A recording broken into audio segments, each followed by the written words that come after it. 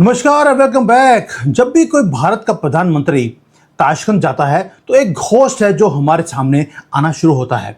60 साल पहले लाल बहादुर शास्त्री वो ताशकंद गए। उस वक्त बहुत बड़ा ग्लोबल प्रेशर था हमारे ऊपर। अभी अभी हमने एक ब्रूटल वॉर पाकिस्तान के साथ हमने लड़ा था। हमारी इकोनॉमी बिल्कुल नीचे थी और जो दुश्मन है या दुश्मन वाली जो पावर्स होती हैं वो चाहते थे कि भारत को एनसर्कल कर कर हमें अंदर से तोड़ा जाए। शास्त्री जी वहां गए और वहां पर हमने एग्रीमेंट साइन किया पाकिस्तान के साथ under the influence of Russia, और कुछ ही घंटों में शास्त्री जी की मौत हो जाती है। दोस्तों वो कभी भी घर वो जिंदा वापस नहीं आए। अब फास्ट फॉरवर्ड कीजिए, आज मीडिया क्या बोल रहा है कि जी जो नरेंद्र मोदी जी हैं उनकी जो आगे जाकर अब विजिट आने वाली है उज्बेकिस्तान की, ये एक रूटीन डिप्लोमेटिक विजिट है, एक सिंपल हैंडशेक है जो कि ट्रेड के बारे में हम बात करने लगे हैं वहां पर, या फार्मास्यूटिकल के एक्सपोर्ट्स की हम बात करेंगे। दे आर डेड रॉन्ग, क्योंकि मोदी जी को बुलाया जा रहा है ताशकंद के अंदर। मोदी जी खुद नहीं जा रहे, उनको इनविटेशन है and he is now said कि वो ताशकंद जाएंगे। अगर आप पैरेलल देखें शास्त्री जी की विजिट का और मोदी जी की विजिट का, दोनों डिट्टो सेम है। शास्त्री जी के टाइम पर भी भारत को चारों तरफ से अटैक किया जा रहा था, अटेम्प्ट था भारत को डिवाइड करने का। और आज देखिए आप, आज क्या हो रहा है, हमें बाहर से अटैक किया जा रहा है। चाइना कल अरुणाचल प्रदेश में एंटर कर गया, मैंने वीडियो बनाया था। पाकिस्तान एंटर करने की फिराक में है, बांग्लादेश ने हमें घेर के रखा हुआ है और बांग्लादेशी घर के अंदर 10 करोड़ जिहादी बैठे हैं। उन्होंने यहां पर गजवे हिंद का प्लान ऑलरेडी एक्टिवेट कर दिया। मीडिया है, कॉकरोचेज हैं, वो अंदर से भारत को तोड़ने की वो कोशिश कर रहे हैं। पूरा प्रेशर है मोदी जी के ऊपर, मोदी गवर्नमेंट के ऊपर और कंट्री के ऊपर। At the same time he is being called to Tashkent. Shastri ji के लिए भी यही मुसीबत का टाइम था, वही मोदी जी के लिए भी है। और ऊपर से पाकिस्तान ने कल नेटो स्टाइल का एग्रीमेंट साइन कर लिया सऊदी अरेबिया और तुर्की के साथ। यानी कि जो सारे मुसलमान हैं ये इकट्ठे हो रहे हैं एक बिग वॉर के लिए। उन्हें मालूम है कि पाकिस्तान कभी ना कभी भारत के ऊपर अटैक करेगा या भारत पाकिस्तान के ऊपर अटैक करेगा। ये अकेले हमारे साथ लड़ नहीं सकते। ये सारे कॉकरोच अभी इकट्ठे हो रहे हैं। सुना है आगे जाकर ये ईरान को तो साथ में जोड़ नहीं सकते, लेकिन ये इराक को, सीरिया को ये साथ में जोड़ने वाले हैं। दोस्तों उसी टाइम पर मोदी जी को इनविटेशन मिला है ताशकंद जाने का। क्या मोदी जी को जाना चाहिए, ये आप अपने आप से पूछिए। अब मुझे कमेंट्स में डालना जरूर, क्या मोदी जी को ताशकंद जाना चाहिए। मैं दोस्तों 2 शोज कर चुका हूं रिनाउंड एस्ट्रोलॉजर्स के साथ, शर्मिष्ठा जी के साथ और उपेन आर शाह के साथ। दोनों ने एक चीज बोली थी कि मोदी जी की लाइफ को खतरा है, जब वो फॉरेन के किसी ट्रिप में जाएंगे उनकी जान के ऊपर हमला किया जाएगा। दोस्तों और वो वक्त कौन सा था, फरवरी 2027 तक ये काम होगा कि मोदी जी बाहर जाएंगे, इनके ऊपर अटैक किया जाएगा। तभी बोल रहा हूं मोदी जी की लाइफ के ऊपर खतरा है और मोदी जी फिर भी जा रहे हैं, क्योंकि मोदी इज मोदी। वो क्या बोल रहे हैं कि मैं ताशकंद में कोई फोटो ऑप्स करने नहीं जा रहा, मैं वहां पर रिस्की टाइम में जा रहा हूं ताकि भारत का फ्यूचर मैं सिक्योर कर सकूं। वो जा रहे हैं वहां पर कि जो कोर इंजन है यूरेशिया का, सेंट्रल एशिया का, उसे भारत के साथ, जो हमारा सप्लाई चेन है उसके साथ जोड़ना है, ताकि हम मॉडर्न एंड फ्यूचरिस्टिक एक भारत क्रिएट कर सके। ताकि चाइना का जो एक स्टॉक होल्ड है रेयर अर्थ मिनरल्स के ऊपर, हम उसे तोड़ सके और टेक्नोलॉजी की इंडस्ट्री हम इंडिपेंडेंटली भारत में क्रिएट कर सके। अब जो हो रहा है इसको अंडरस्टैंड करने के लिए पहले आपको समझना पड़ेगा कि मोदी जी को मालूम है कि ताशकंद में उनकी लाइफ रिस्क में है, लेकिन वो रिस्क ले क्यों रहे हैं। उसका रीजन है पाकिस्तान और चाइना। पाकिस्तान ने जो एक रास्ता था उसको ब्लॉक किया और चाइना ने उस रास्ते को खरीदने की कोशिश करी। सेंट्रल एशिया दोस्तों माउंटेन्स ऑफ वेल्थ के ऊपर बैठा है। उसके पास यूरेनियम है, गोल्ड है, कॉपर है, मोलिडियम है, और उसके पास मॉडर्न वॉरफेयर का जो इलेक्ट्रॉनिक्स के लिए रेयर अर्थ एलिमेंट चाहिए वो भी उनके पास है।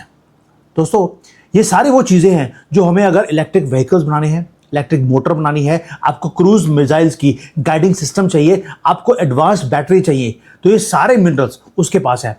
नियोडिमियम, डिस्प्रोजियम, इवन लिथियम, ये तीनों मिनरल्स आपको सेंट्रल एशिया में मिल जाते हैं। इसके बिना आप ना तो स्मार्टफोन बना सकते हैं, ना आप इलेक्ट्रिक व्हीकल्स का रेवोल्यूशन आप यहाँ पर क्रिएट कर सकते हैं, और ना ही डिफेंस की मैन्युफैक्चरिंग जो आप करना चाहते हैं वो आप कर नहीं पाएंगे। और यहीं पर एक ट्रैप है। ट्रैप ये है कि आज की डेट में बीजिंग कंट्रोल करता है 85% of rare earth processing minerals नहीं, मिनरल्स तो पूरी दुनिया से वो खरीदते हैं। लेकिन चाइना के पास इतना कंट्रोल आ कैसे गया, ये समझने की बात है। दोस्तों 1992 में जो यहां पर एक प्रेसिडेंट थे दंग शाओपिंग, उन्होंने एक बार फेमसली बोला था कि आज 92 में ऑलरेडी 30 साल पहले कि मिडल ईस्ट पूरे दुनिया को कंट्रोल करता है क्योंकि उसके पास ऑयल है। लेकिन फ्यूचर को अगर आपको कंट्रोल करना है तो आपको रेयर अर्थ के ऊपर आपको काम करना पड़ेगा। 30 साल बीजिंग लगा रहा, उन्होंने एक मोनोपोली को क्रिएट कर लिया जब दुनिया अभी सोच में नहीं रही थी कि रेयर अर्थ होता क्या है। आपको मुझे नहीं मालूम था, लेकिन चाइना के 30 साल पहले उन्होंने कंट्रोल करना शुरू कर दिया। किस चीज को? दुनिया भर में कहीं भी माइंस थी, वो अगर साउथ अमेरिका में है, अफ्रीका में है, ऑस्ट्रेलिया में है, इन्होंने उस माइंस को खरीदना शुरू कर दिया। इन्होंने रिफाइनरीज अपने कंट्री में लगाई। होता क्या था, ये मिनरल्स आते हैं ऑस्ट्रेलिया से, साउथ अमेरिका से, चाइना में रिफाइन होता है और उसके बाद ये सारे के सारे जो ये ट्रेड रूट्स हैं उसको इन्होंने कब्जा करना शुरू कर दिया under the name of belt and road initiative. अब सोच के देखिए, प्लानिंग 30 साल से इन्होंने इसके ऊपर इन्वेस्ट किया है। तो क्या भारत सो रहा था? हमें नहीं मालूम था कि चाइना क्या कर रहा है। भाई अमेरिका भी सो रहा था, यूरोप भी सो रहा था, तो भारत भी सो रहा था। हमें मालूम था कि रेयर अर्थ एलिमेंट्स अगर लेने हैं तो सेंट्रल एशिया वो कंट्री है या एरिया है जहां से हम ले सकते हैं। लेकिन हम सेंट्रल एशिया पहुंचते कैसे, उसके लिए एक प्रॉब्लम था। एक डबल लॉक हमारे ऊपर लगाया गया। चाइना ने पाकिस्तान के साथ मिलकर क्या किया, पाकिस्तान ने हमारा जो लैंड रूट है भारत से पाकिस्तान, पाकिस्तान से सेंट्रल एशिया हम पहुंच सकते थे, उन्होंने उस एरिया को लॉक कर दिया। चाइना ने क्या किया, और जितने भी नॉर्थ के रूट्स हैं उसको ब्लॉक कर दिया। सेंट्रल एशिया को उसने अपने कब्जे में ऑलरेडी कर लिया था। तो अब डबल जो लॉक है, इसको आप लॉक को तोड़ेंगे कैसे? मोदी जी ने बोला इसको तोड़ने की जरूरत नहीं है, आप एक काम करो, एक एंटायरली नया एक कॉरिडोर को आप बनाना शुरू कर दो। ये कॉरिडोर कौन सा है ये आपको बताऊंगा मैं आपकी।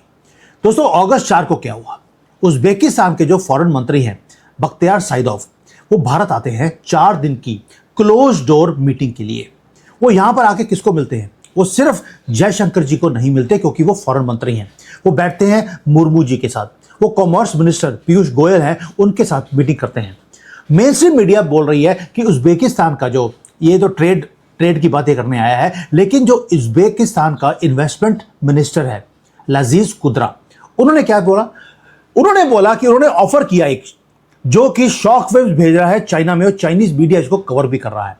उन्होंने क्या बोल दिया, उज्बेकिस्तान ने ऑफिशियली इनवाइट किया है भारत की कंपनीज को कि आप उज्बेकिस्तान आइए, वहां पर जितनी भी माइंस हैं copper, gold, uranium, rare earth minerals की, ये आप ले लीजिए हमारे से और आप यहां पर माइनिंग कीजिए।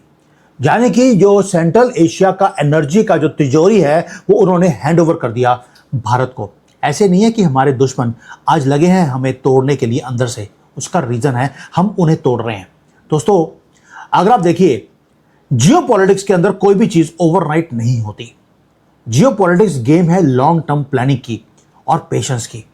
दोस्तों ये ओवरनाइट डील ये जो हो रही है आपकी उज्बेकिस्तान के साथ, ये ओवरनाइट नहीं हो रही। इसके पीछे 25 साल से एक चेस की गेम है जो बैकग्राउंड में चलती आ रही है। जब हमने इन्वेस्टिगेट किया तो हमने देखा कि 2000 में सितंबर 2000 भारत ने क्वाइटली एक एग्रीमेंट को साइन किया सेंट पीटर्सबर्ग में रशिया के अंदर बैठकर, जहां पर हमने क्या किया, रशिया ने और ईरान ने मिलकर एक नॉर्थ साउथ ट्रांसपोर्ट कॉरिडोर उसको क्रिएट किया था। हम भी उसका पार्ट थे। प्लान बड़ा सिंपल था कि जो गुड्स हैं वो भारत के मुंबई से चलेंगी ईरान के पोर्ट के ऊपर, वहां से रेलवे लाइन के थ्रू वो सेंट्रल एशिया और रशिया तक हमारा माल जाएगा और उनका माल भारत तक ऐसे ही आएगा। हमने पाकिस्तान को और चाइना को दोनों को हमने बाईपास कर दिया। इससे होगा क्या, जो शिपिंग टाइम है वो 40% कम हो गया और कॉस्ट 30% हमारी कम हो जाती। अब हुआ क्या, भारत में राहुल गांधी वो हंसता रहा कि ये हो ही नहीं सकता, क्योंकि उसे मालूम था कि उसके जो बाबू लोग हैं वो डिले करते रहेंगे, वो फाइलों को साइन ही नहीं करेंगे। ऊपर से वेस्ट के सैंक्शन थे ईरान के ऊपर, पॉलिटिकल इंस्टेबिलिटी थी पूरे के पूरे एरिया में, जिसके कारण ये नॉर्थ साउथ ट्रांसपोर्ट कॉरिडोर ये कभी भी आगे नहीं आ सका। लेकिन बीजिंग को लगा कि भाई युद्ध को वो जीत गया है, इसलिए उन्होंने पाकिस्तान को खुश करने के लिए वहां पर सीपैक बनाना शुरू कर दिया। हमारे जिसको बोलते हैं ना कि हमारी नाक काटने के लिए एक सीपैक को बनाया कि देखिए आप तो ये नॉर्थ साउथ कॉरिडोर बनाने की कोशिश कर रहे थे, हमने सीपैक शुरू भी कर दिया है। साथ में सीपैक का मतलब था कि उन्होंने जो सेंट्रल एशिया की जो माइनिंग है उसको भी अपने कंट्रोल में करने की कोशिश करी चाइना ने। भारत ने एक साइलेंट काउंटर स्ट्रोक किया। वो क्या था? हमने सबके नाक के नीचे बैठकर हमने ईरान के अंदर 10 साल का हमने डील साइन कर लिया, जो उनका शहीद बहिश्ती जो टर्मिनल है चाबहार पोर्ट के अंदर हमने अपने कब्जे में किया।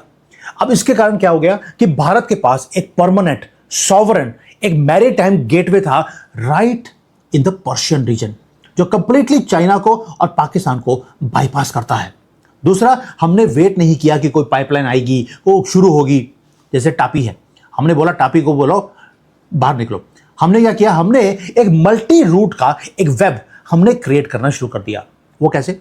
हमने पहले तो चाबहार लिया, चाबहार को हमने लिंक किया रेलवे लाइन से अफगानिस्तान के साथ। अफगानी जो आज हमारी गाथा बोलते हैं या हमारी टूटी बोलते हैं, वो हमारी टूटी इसलिए बोलते हैं क्योंकि हमने उनकी टूटी अपने हाथ में रखी हुई है। क्यों? चाबहार से अफगानिस्तान, अफगानिस्तान से उज्बेकिस्तान, जो उनका रेलवे हब है तरमीज, उसके साथ हमने चाबहार को लिंक कर दिया है सदर्न उज्बेकिस्तान के एरिया को। इसका मतलब क्या है? अब हमारी शिप जो जीएनपीटी पोर्ट है मुंबई से, वो चलती है चाबहार, 72 घंटे से भी कम टाइम लगता है। उसके बाद रेलवे लाइन के ऊपर उस माल को भेजा जाता है सीधा उज्बेकिस्तान। अफगानिस्तान के थ्रू क्यों? क्योंकि अफगानिस्तान वाले आजकल हमारी ट्रेन को सिक्योरिटी दे रहे हैं ताकि पाकिस्तान कोई हरकत ना कर सके। अगर पाकिस्तान ने हरकत करने की कोशिश करी, बेटा तुम्हारा कटा हुआ पूरा काट दिया जाएगा। बलोचिस्तान इसलिए कटने के लिए तैयार है। इसीलिए आपने अपनी चीजों को सिक्योर करने के लिए एक और कंट्री को बीच में डाल दिया। अब हो क्या रहा है? भारत से माल चला 72 घंटे में ईरान से पहुंच गया उज्बेकिस्तान, और उज्बेकिस्तान हार्ट ऑफ यूरेशिया है, और वहां से रशिया तक आपको जाने के लिए ना तो इस्लामाबाद से परमिशन चाहिए, ना ही बीजिंग को बताना है कि हमारा सामान जा रहा है यूरेशिया, और यूरेशिया से आ भी रहा है। दोस्तों, ये है मास्टर स्ट्रोक्स जो हमने कर दिए। अब आते हैं शौकर के ऊपर। जो प्रधानमंत्री हैं उज्बेकिस्तान के बख्तियार साइदोव, वो जब जयशंकर जी के साथ बैठे हैदराबाद हाउस में, हैदराबाद में नहीं, दिल्ली में एक हैदराबाद हाउस भी है, वो जब वहां पे बैठे, वहां पर उनका एजेंडा बड़ा क्लियर था। उन्होंने बोला प्रधानमंत्री को, मोदी जी को, अब ताशकंद आइए ताकि वहां पर बैठकर आप फ्री ट्रेड एग्रीमेंट आप साइन कीजिए उज्बेकिस्तान के साथ। अब प्लान तो बड़ा अच्छा लगता है देखने में, लेकिन ऐसा ही प्लान शास्त्री जी को भी दिया गया था उस टाइम पर कि आप आइए एग्रीमेंट साइन कीजिए, आपका और पाकिस्तान की जो लड़ाई है वो हमेशा के लिए खत्म हो जाएगी। लड़ाई खत्म करने के लिए गए थे, खुद ही खत्म हो गए। दोस्तों, मोदी जी क्या बोल रहे हैं? मैं वहां पे जाऊंगा, मुझे मीटिंग करनी है ताकि मैं चाइना का ये जो पूरा रॉ मटेरियल रेयर अर्थ का जो मोनोपोली है उसे रियल टाइम में मुझे डिसमेंटल करना है। मैं वहां पर खत्म होने नहीं जा रहा, मैं किसी को खत्म करने जा रहा हूं। दोस्तों, अब मोदी मैं पहले बोला आपको, वो सुनने वाले हैं नहीं। लेकिन अगर आप देखें, there are certain things which nobody is telling you, कुछ मिसिंग पीसेज हैं पूरी एंटायर पजल में, कि जो मोदी जी जा रहे हैं वहां पे माइनिंग के लिए, कि आपने माइंस अपने कब्जे में कर लिया, लेकिन जो वहां पे जो डस्ट है, माइंस है, अगर आप ले भी लेंगे, जमीन से निकाल भी लेंगे, that is only 20% of the battle. Real power है उसको लेकर आएंगे, उसको रिफाइनिंग आपको करनी पड़ती है। अब हैवी रेयर अर्थ एलिमेंट्स को करने के लिए अगर आपको रिफाइन करना है, उसके लिए बड़ा ही कॉम्प्लेक्स एक केमिकल का सेपरेशन का प्रोसेस होता है। वो चीज़ इवन अमेरिका और यूरोप के पास भी नहीं है। अब अमेरिका यूरोप क्या कर रहे हैं? वो जाते हैं अफ्रीका में, वो जाते हैं ऑस्ट्रेलिया में, वहाँ पर इस मिट्टी को निकालते हैं और उन्हें अपनी नाक कटवाने के बाद इस सारे सामान को चाइना में भेजना पड़ता है वहाँ पे रिफाइन करने के लिए, क्योंकि चाइना ने उसके ऊपर मोनोपोली 30 साल से क्रिएट करके रखी है। कोई इनकी कॉस्ट को बीट नहीं कर सकता, कोई किसी और के पास प्रोसेसिंग का इंफ्रास्ट्रक्चर तक है नहीं। अब भारत ने अगर साइन भी कर लिया ताशकंद में जाकर, ये रॉ मटेरियल्स को आपने ले भी लिया, लेकिन उसके बाद आपको एक प्रोसेसिंग प्लांट्स आपको लगाने पड़ेंगे। कहां पर? या तो उज्बेकिस्तान में या भारत में, वरना हम जो चाइना का प्रोसेसिंग सिस्टम है उसके अंदर हम भी फंस जाएंगे। यानी कि हम जाएंगे वहां पे माइनिंग करेंगे और चाइना को बोलना पड़ेगा प्लीज इसे प्रोसेस कर अब ये सामान हमें भेज दीजिए। अब यहां पर आते हैं लजीज कादरोवतोव, यही जो उज्बेकिस्तान के प्रधानमंत्री हैं। उन्होंने क्या ऑफर किया? उन्होंने बोला कि आप रॉ मटेरियल मत लीजिए हमारे से, नो, ये नहीं चाहिए। वो चाहते हैं कि भारत वहां पर टेक्नोलॉजी लेकर आए, वहां पर जॉइंट रिफाइनरी क्रिएट करे उज्बेकिस्तान के अंदर भी, और एक जॉइंट रिफाइनरी वो क्रिएट की जाएगी भारत के अंदर। उज्बेकिस्तान और भारत मिलकर रिफाइनरिंग करेंगे। चाइना अंडरस्टैंड करता है कि उज्बेकिस्तान ने भारत को क्या ऑफर कर दिया। ये थ्रेट बहुत बड़ा है चाइना के लिए। दोस्तों, उसका रीजन है कि चाइना ने सोचा कि जब भी किसी कंट्री ने चाइना की इस मोनोपोली को तोड़ने की कोशिश करी, चाइना उस कंट्री को तोड़ देता है। अब साउथ एशिया की जो ये सारे सेंट्रल एशिया के जितने भी कंट्रीज हैं, इन्होंने इंडिपेंडेंटली सप्लाई चेन्स को क्रिएट करने की कोशिश करी अपने आप के लिए। सडनली वहां पर पॉलिटिकली इंस्टेबिलिटी होनी शुरू हो जाती है, इकोनॉमिक डिसरप्शंस होने शुरू होते हैं, क्योंकि चाइना उनको जीने ही नहीं देता। अब आप देखिए इसको कि भारत में क्या हो रहा है। भारत ने जैसे ही उज्बेकिस्तान के साथ ये सारी बातें हो रही थी, ऑलरेडी इंटेलिजेंस के पास रिपोर्ट्स थी कि भारत सेंट्रल एशिया में जाकर क्या करने वाला है। भारत में कॉकरोच खड़े हो गए, पूरा मीडिया आपके अगेंस्ट हो गया, पार्लियामेंट को चलने नहीं दिया जा रहा, और अमेरिका भी बोल रहा है आप ये पास नहीं कर सकते, वो पास नहीं कर सकते। अब मोदी जी क्या कर रहे हैं? मोदी जी प्रिपेयर कर रहे हैं अपनी विजिट को ताशकंद जाने के लिए, क्योंकि भारत के पास भी एक्सटर्नल प्रेशर्स हैं आज की डेट पे। फॉरेन के मीडिया कैंपेन्स चल रहे हैं हमारे अगेंस्ट, हमारी कंट्री राइज ही नहीं कर सकती, ये चीजें इन्होंने बोलना शुरू कर दिया। कल अमेरिका ने एक और रूल बना दिया कि भारत रशिया से तेल खरीद रहा है, इनके ऊपर 100% का टैरिफ लगा दिया जाए। अब आप सोचे देखिए, कॉकरोच भारत में, मीडिया आपके अगेंस्ट, अपोजिशन आपके अगेंस्ट, चाइना आपके अगेंस्ट, अमेरिका आपके अगेंस्ट, और ये सारे मिलकर इवन की जो फेसबुक और इंस्टा है वो भी कॉकरोचों को प्रमोट कर रहे हैं। मोदी जी की वीडियो को ब्लॉक कर दिया। अब प्लीज कनेक्ट कीजिए डॉट्स को, आपको समझ आएगा कि क्या कॉन्स्पिरेसी है जो भारत के अगेंस्ट की जा रही है, मोदी जी के अगेंस्ट की जा रही है, और मोदी जी को घर से बाहर निकालकर ताशकंद बुलाया जा रहा है। वैसे ही जैसे 1966 में जब भारत अपनी सॉवरेनिटी को बचाने के लिए अपने आप को लड़ रहा था पाकिस्तान के साथ, वही चीज 2026 में हाई प्रेशर जियोपॉलिटिकल का मोमेंट आपके लिए क्रिएट कर दिया गया। दोस्तों, अब क्वेश्चन ये नहीं है कि क्या हिस्ट्री रिपीट होगा, क्वेश्चन ये है कि क्या भारत हिस्ट्री रीराइट कर सकता है। अब 3-4 चीजें हैं, आप देखेंगे आगे जाकर क्या होगा। मैं आपको आज बता रहा हूं, क्योंकि आपको मालूम है मैं कभी भी कोई इमोशनल कमेंट्री नहीं देता हूं। फैक्ट्स होते हैं मेरे पास, ट्रैक करता हूं मैं, मैकेनिज्म्स क्या हैं, आउटकम्स क्या हो सकते हैं, उसके ऊपर मैं वीडियोस बनाता हूं। अब आप वेरीफाई कैसे करेंगे कि अगर मोदी जी वहां चले भी गए, हम इस युद्ध को जीतेंगे कैसे। अब देखिए अगले 6 महीने में क्या होगा। 3 स्पेसिफिक चीजें हैं जो आपको नजर रखनी है। पहला, क्या भारत एक बाइंडिंग, एक कमर्शियल कॉन्ट्रैक्ट को साइन करता है जहां पर रेयर अर्थ है, कॉपर है, गोल्ड है, उसके जो ब्लॉक्स हैं उज्बेकिस्तान के साथ। क्या भारत की कोई कंपनी वहां जाकर मोदी जी के विजिट से पहले कोई एग्रीमेंट को साइन करती है? पहली बात तो यह है, इससे पता लगेगा कि आप सीरियस हैं। ये सिर्फ इसलिए नहीं है कि आप गए वहां पे फोटो खिंचवाने के लिए, नो, इसके ऊपर आपकी नजर रखनी पड़ेगी। दूसरा एक और है, क्या वहां से उज्बेकिस्तान से चाबहार पोर्ट और चाबहार से अगले 12 महीने में 1 लाख 2 लाख टन का कोई मटेरियल रेयर अर्थ का क्या भारत में ट्रांसपोर्ट होता है? दूसरी नजर मेरी इसके ऊपर रहेगी। और तीसरा एक और है, क्या बीजिंग ट्राई करेगा कि जो भारत की जो रिफाइनरी के प्रोजेक्ट्स हैं जो उज्बेकिस्तान में लगने वाले हैं, क्या उसको ब्लॉक करने की कोशिश किया जाएगा, या उज्बेकिस्तान में चाइना विजिट करेगा ताकि उनको बोला जाए अब भारत के पास नहीं, अब हमारे पास आ जाइए। अगर ये तीनों चीजें होती हैं, इसका मतलब है चाइना का जो पूरा का पूरा सेंट्रल एशिया का, यूरेशिया का जो रिसोर्सेज के ऊपर मोनोपोली था, वो ऑफिशियली आपने तोड़ दिया, और आपने रेयर अर्थ की जो मोनोपोली है चाइना की, उसको भी आपने उसके कब्जे से निकालकर अपने पास ले आए। दोस्तों, 60 साल पहले भारत का एक लीडर ताशकंद जाता है जब हम वनरेबल थे, और अपनी जान वो एक कंट्री के लिए दे देता है। लाल बहादुर शास्त्री जी की मैं बात कर रहा हूं।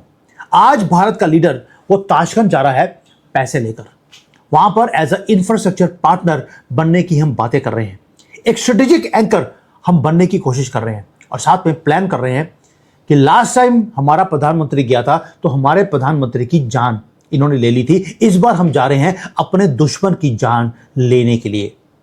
जो रोड है ग्लोबल सुपर पावर की, या सुपर पावर के स्टेटस के लिए, आपको इस सारे ये जो प्रॉब्लम्स हैं, आपकी जान दी जाएगी, इसके बीच में से आपको गुजर कर जाना पड़ेगा। अब ये रास्ते वॉशिंगटन, लंदन और बीजिंग से नहीं चलेंगे, ये चलेंगे भारत और सेंट्रल एशिया मिलकर इसको चलाएंगे। अगर आपको सुपर पावर बनना है, आपको इनके साथ हेड ऑन लड़ाई करनी पड़ेगी। You can not remain safe. दोस्तों, मैं आप कमेंट्स में आपको पूछता हूं, please put your opinion in the comment. क्या भारत चाइना को आउट मनूवर कर सकता है सेंट्रल एशिया में जाकर, जो मोदी जी करने जा रहे हैं? और दूसरा, क्या मोदी जी की लाइफ को खतरा है? इसको देखते हुए क्या मोदी जी को नहीं जाना चाहिए? या देखिए 50-50 है, मोदी जी जाएंगे, लाइफ को खतरा है, क्या हमें अपनी एसपीजी और अपनी इंटेलिजेंस के ऊपर क्या इतना भरोसा नहीं है? और दूसरा, अगर वहां पे जीत कर आ गए मोदी जी, तो आप सोच के देखिए, चाइना की जो मोनोपोली है, जितना हम उसको उसके कब्जे से बाहर निकालने की कोशिश करेंगे, घर के अंदर जो कॉकरोच हैं ये सारे सड़कों पे आएंगे, ये आपको जीने नहीं देंगे, ये आपको तंग करेंगे। लेकिन इसी आग के दरिए में से तो पिछले 12 साल से मोदी जी ऑलरेडी गुजर रहे हैं और अपने आप को भी सेव किया हुआ है और भारत को भी सेव किया है। क्या इसी के डर में हम ताशकंद जाना बंद कर दें? ये कमेंट्स मुझे आपके चाहिए to see how much you understand geopolitics. Thank you. जय हिंद, वंदे मातरम।